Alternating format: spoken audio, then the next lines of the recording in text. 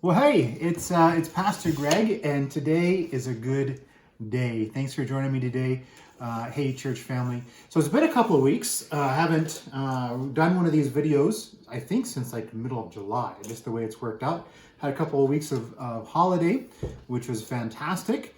We spent a week at home with the kiddos and did kind of some day trips. Went to Canuso Falls for the first time ever. That was a pretty cool trip. And then my wife and I, Farrell, we went to Jasper and spent a bunch of days together in Jasper. Just really fun and exciting things. We went whitewater rafting and did a whole bunch of hikes. And one day we did a 15-kilometer mountain bike ride, which was really fun, kind of around a couple of lakes. It was very cool. You know, as I was thinking about what we're talking about today, those hikes and that mountain bike ride thing really are kind of a part of what we're talking about today.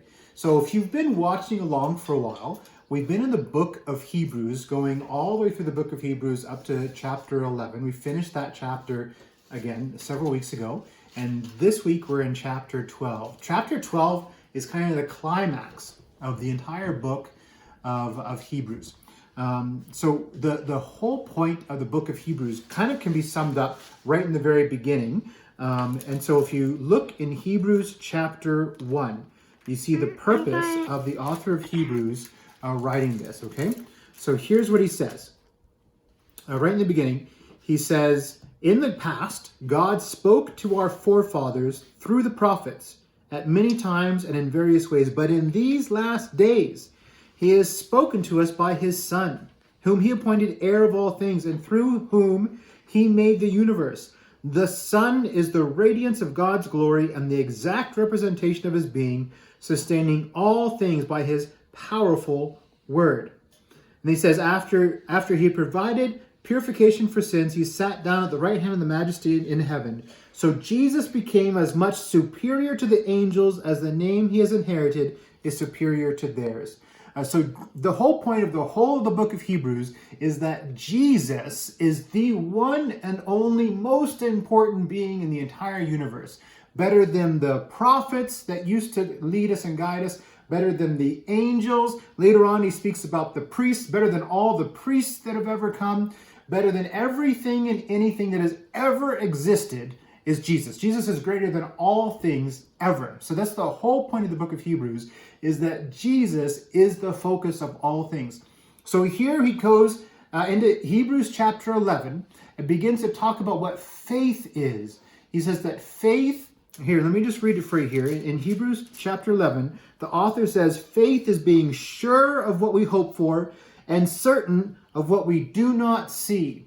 Okay? So then he goes in to talk about all these amazing people of the faith, Abraham and Moses and all these different people who are amazing men of faith who looked forward to a promise that was far off. And the promise all through the Old Testament was Jesus, because Jesus is the focus of everything.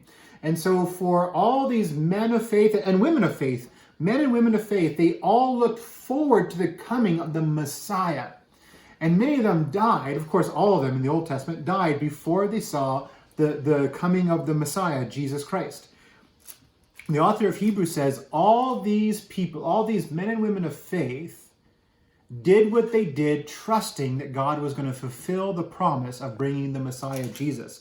So then he goes into chapter 12, because he's been ramping up for this all the way through Hebrews, right? Jesus is greater than this, greater than this, greater than this, greater than this. And then look at these men and women of faith who trusted and believed in the promise that was about to come. And then he says the promise was Jesus. So here's what he says now in the beginning of Hebrews chapter 12. He says, "Therefore, since we are surrounded by such a great cloud of witnesses." So that great cloud of witnesses are all those men and women that have come before, even all the angels, all of creation, everything that watches now, watches what we're doing right now, all those things that watch us. "Therefore, since all this great cloud of witnesses is watching us," watch this, here's what he says, "let us throw off everything that hinders and the sin that so easily entangles, and let us run with perseverance the race marked out for us." So here's where it comes down to my vacation. So when we were off on holiday and we were going to get ready to go for a big hike or get ready for that 15-kilometer bike ride around those lakes, we didn't take anything extra with us at all. I think we had a couple of meat sticks and a couple of cheese things and then a backpack of water, and that was it. We had nothing extra. We took off all of our extra clothing. We made sure we had biking shorts on. We had just a t-shirt on.